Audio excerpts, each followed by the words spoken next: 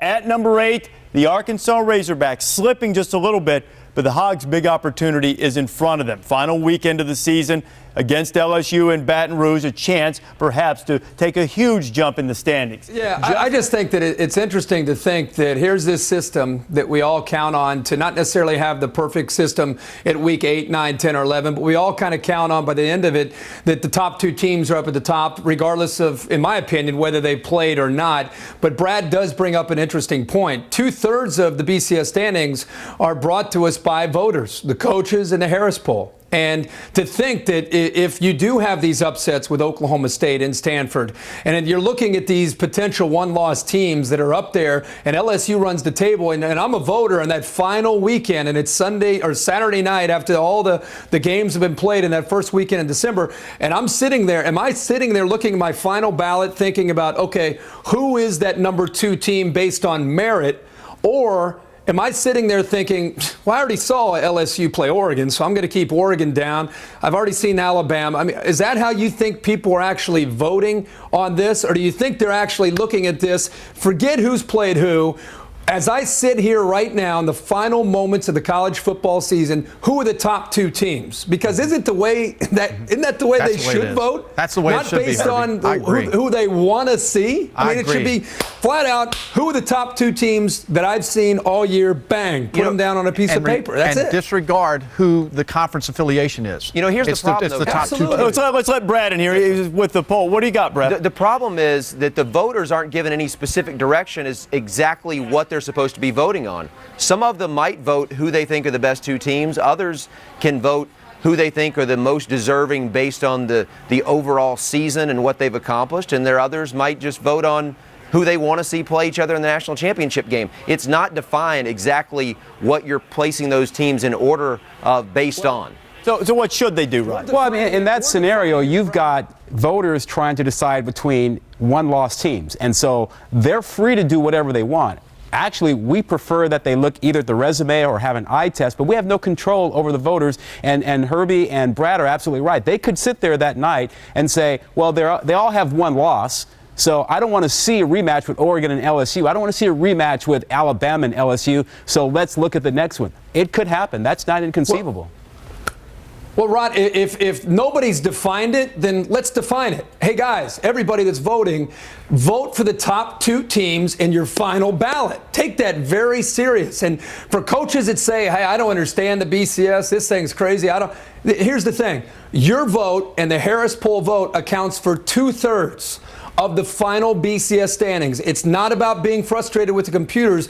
It's your vote. So put the top 2 teams in the final ballot and submit them the way you think they deserve to be submitted, not based on a matchup that you want to see. That's ridiculous. Yeah, and I think, when you look at this board here, Oklahoma sitting there at number 6. You talk about a hot football team. If Oklahoma goes into Bedlam and they take care of business and they beat Oklahoma State, and let's say Stanford has a hiccup along the way, that's where you're going to have to really be honest to your ballot and to your vote at the end of the season of putting 1 versus 2. I know they had a bad loss. Yeah, and you're the guy that says body of work. That's an albatross. I understand, and I recognize that, but I'm supporting what Herbie said right there. You vote based on what you believe to be the best 2 teams in this country. Not try to manipulate the system. It seemed pretty clear cut after LSU beat Alabama last night, but what if Arkansas were to upset LSU? Remember what happened last time Tigers won the national championship in 2007? But it didn't create this. An SEC 3-way tiebreaker, here's how you settle it. Tied team with the highest ranking in the BCS would play in the SEC championship game unless the second tied team is within 5 places of the highest ranked tied team. That almost certainly will happen. So then we'd go down to the next case, which is if that case, head-to-head results between the top 2 ranked tied teams will determine who will play in the SEC championship game. And you have the complete circle of in that case, Alabama would have beaten Arkansas, who beat LSU, who beat Alabama. So we bring Brad Edwards back in. And, Brad, if you have that chaotic scenario in the SEC, how do you think voters would respond to that? Who would wind up as the highest-ranked team in the polls? Reese, for starters, I'm trying to block from my mind Arkansas's performance the last 2 times it's gone on the road and attempt to imagine them going into Tiger Stadium and winning. This is a hypothetical, right? Hypothetical, right. With no predictions here. It is hard to think that Arkansas could win at LSU in the final week and not jump over LSU in the polls. And if that were to happen, you would think LSU would have to fall behind Alabama. So logic tells me, at least in the poll order, it would come down to Arkansas and Alabama, which Alabama would win the head-to-head and end up going to the SEC championship game. Now, what could be, you used the term earlier in the show, the fly in the ointment, is that LSU, I think, of those three, would be the highest ranked in the BCS computers. So that might make it a little bit tricky. LSU might not be top 2 in the polls, but the computers conceivably could push them through, and hey, maybe that would give Arkansas the advantage if that happened. You know, as bizarre as it seems, it's certainly not unprecedented. We had the situation in the Big 12 in 2008. You even had it in the Big 10 last year, not with the national championship game, but in terms of the Rose Bowl representative. Kirk Herbstreit joins us again. So, Kirk, when you have three teams, the same record, the circular argument, A beat B, who beat C, who beat A, how do you sort them out? Boy, this is a nasty hypothetical that we hope we avoid. That was so crazy with the Big 12 South that we had a few years ago with Texas Tech, Texas, and Oklahoma. But as Brad said, the way Arkansas has played on the road, it is tough to imagine that. But at the same time, in that game, sometimes crazy things happen. So you kind of expect the unexpected. And I would say this, Reese, in my opinion, because LSU went into Tuscaloosa and won, no matter what happens in that game, providing it's a close game, because of this team beating that team and this team beating that team, I would probably give LSU an edge because of what they've been able to accomplish throughout the entire season. But with that being said, you know how voters are, and a lot of times it comes down to when did you lose your game? And a lot of times that's where you get penalized. And if LSU were to slip up late, even though they beat Alabama, I could see how Brad's point about maybe it becoming an Arkansas-Alabama debate would be on, just because the timing of the loss late in the year like that. It was a fiery debate in the Big 12, and that year you mentioned for sure in 2008. Kirk Herbstreit sorting it out.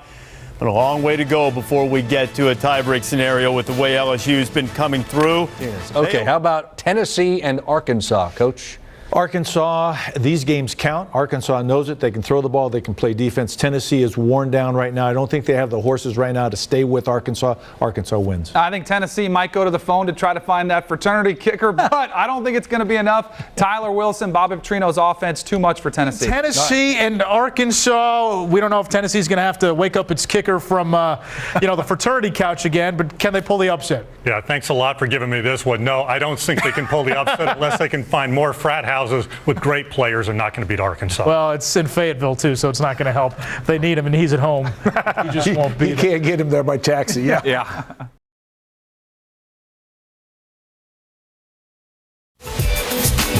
It takes a bill to raise the roof on this hill.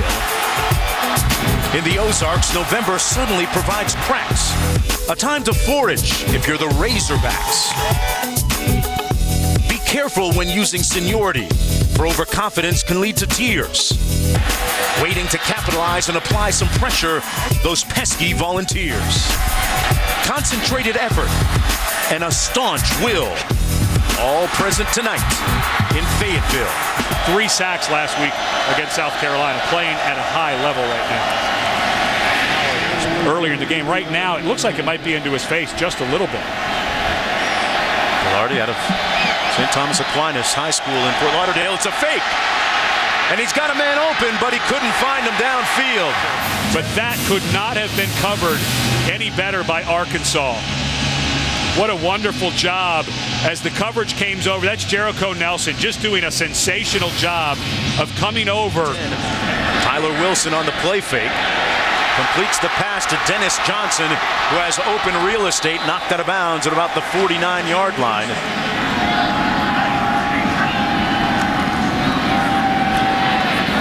Wide open Johnson, and he's got room. Puts his hat down and gets the first down at the 36-yard line. Justin Coleman made the stop. Wingo now in for him, and Wilson gets it off while falling to the turf. Jarius Wright makes the reception. His forward progress is going to give him 7 yards and a first down. Well, Garrick McGee, the offensive coordinator and quarterback coach, says it's not always pretty. But watch Malik Jackson get off the ball, just blows right by the center. 3rd and goal. They heat him up. Complete. Touchdown, Wright.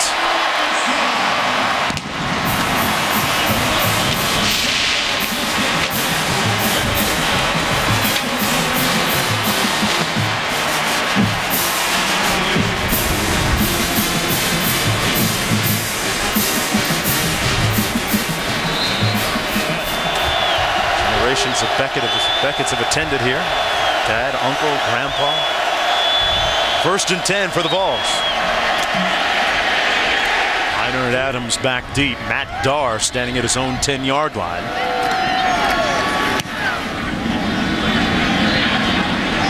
Line drive punt taken at the 40. That's Adams. Trying to reverse this field, but everybody's staying home. Now he does a tightrope act. Boy, Houdini's in the house, wearing number 3, and nobody's home to watch that house. Touchdown, Hogs! Holy Hog!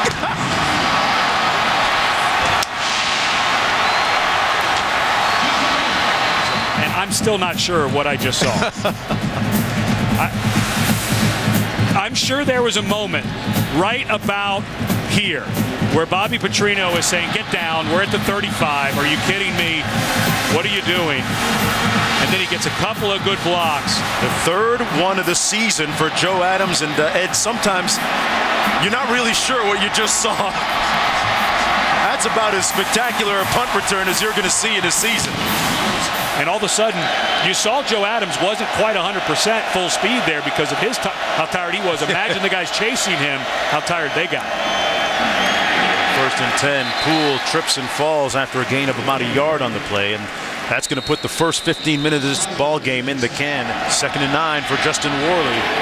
Fires high and almost, it is intercepted. Wow, what a catch by Tremaine Thomas. And now they're saying it wasn't. But you got to give him points anyway. I'm not sure he got his feet down. Well, let's see. For the Vols. Single back set and nowhere to go that time. No gain, probably a loss of a few. Johnson on the handoff, got a little burst. Found a seam. Dennis Johnson off to the races. Touchdown, Arkansas.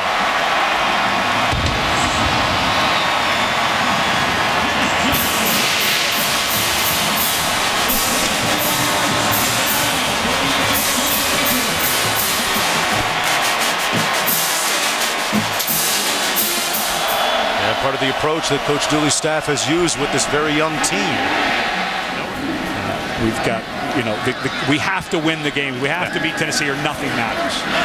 Nelson going up top for Wright. Was it caught? Juggled and caught at the 40.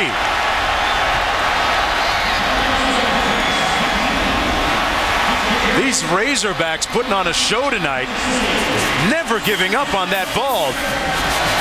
Jarius Wright.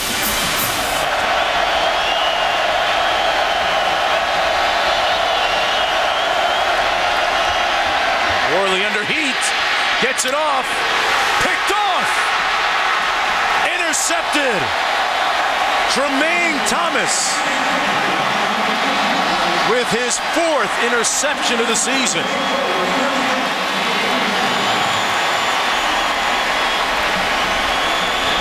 And you can see Derek Dooley going over to his quarterback. No reason to rip him. He's a young guy. Thought he had his receiver coming open. Great pressure by Beckett. And he's looking for DeAnthony Arnett. Georgia's playing awfully good and have a very good quarterback in Aaron Murray. Don't write them off like it's going to be a whitewash in the SEC championship game. Worley has it tipped. 1st and 10. There's a little fly sweep. They hand it off to 3rd and long. Blitz coming. Worley fumbles it. And it got out of bounds at the 40-yard line, but a big hit by Beckett once again.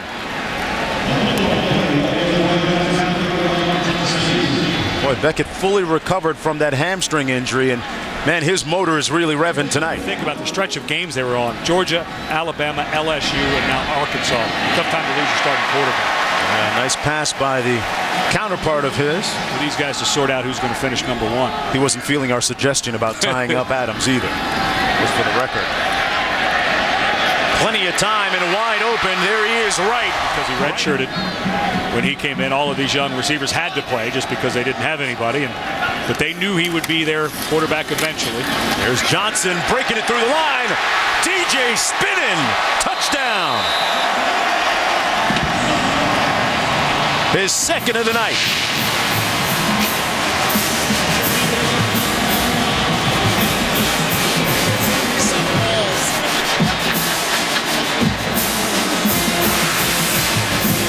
The problem with that is Alabama likely would be the team ahead of them and, of course, would go because of that head-to-head. So I think they may need some help to a 2-touchdown game. Who knows what may happen in the fourth quarter. Especially for a young group. 21 freshmen in all have played this year. 16 true freshmen.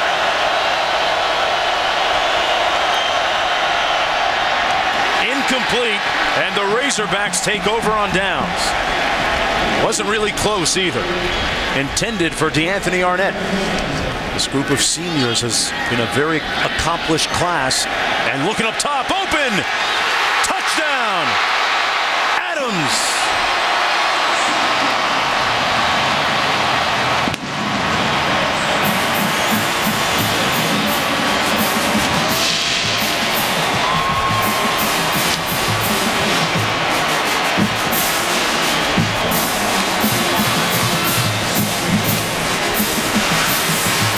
Couple of years they could end up how Arkansas is right now, because Arkansas has been there before. They were like this. They were in this state a couple of years ago. Yeah, when we met with Bobby Petrino yesterday talking about this senior class, he went all the way back to 08, and they had to play these guys like Adams and Wright. All of these freshmen just had to play. And we said, can you feel for Derek Dooley? He said, absolutely. In this conference, when you have to play that many young guys, and even when we talked to Beckett and Wright yesterday, they said they were lucky to win 5 games that year. Worley on the post. Incomplete. Batted away at the last moment. Greg Gatson there to knock it away from Zach Rogers. Gatson did a wonderful job at the end of this play, hanging right on the inside hip of Rogers, not making contact. Mark, there's a lot going on here in Razorback land. They broke ground last Friday, the 4th of November, on a new $30 million football facility. It's an 80,000 square foot center. It's due to be completed in 2013. It was once the outdoor practice field, but nearly all the funds for it were raised within a year, which is remarkable. And Petrino credits the work ethic and success of his seniors for helping to put this program on the map and facilitate the project. He said they have helped change the course of this whole program. What a great hire. And, Bobby Petrino decided to leave the Atlanta Falcons, come back to the college level. Of course, had amazing success at Louisville. Had a BCS bowl game there where he took the Cardinal to the Orange Bowl. But we don't come to Arkansas if you're not ready to play right now. We've got to have you. And Jerry said it was a good challenge, so decided to come. Young back to get this punt. And it's a good one all the way back to the 5. Boy, it's been a good night for Arkansas on the special teams front. How things have changed for them. 3rd and 17. Matt Sims at the trigger. Actually, it's 2nd down. And Torn Poole runs it. He's struggling. 1st down and 10 for Arkansas. This is Green, his first touch of the night, and it's a good one. Had a good block downfield. And Broderick Green, the 6'2 senior, on his 2nd touch, picks up 34. Or should we be surprised at the fact that they went head-to-head last night? Up. Yeah. A little bit of an emotional letdown, perhaps. 2nd and 7 here for Wilson. Wide open, Green, one man to beat. And that's what he does. Touchdown, Arkansas.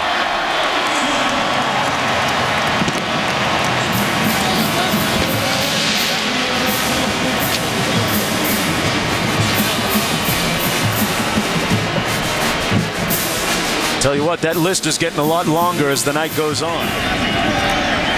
Wish I had that kind of medical coverage myself. Yeah, I don't remember. I played in the This NFL. is Tony. I had a Going undercover last night. Mitchell now in at quarterback, and they're going to bounce it outside. Wingo with a little bit of room out near midfield. Boise State losing today. Now Houston becomes the highest-ranked undefeated non-automatic qualifying school. Mitchell throws a nice ball in between two defenders at the 27-yard line. This is a nice throw, and this, you may be looking at this saying you're up 42-7. What are you doing to throwing it? But when you bring in your second-string quarterback, you have to give him some run. There's only one way to find out. Willie Robinson, who has some. Curtis again. Touchdown, Arkansas.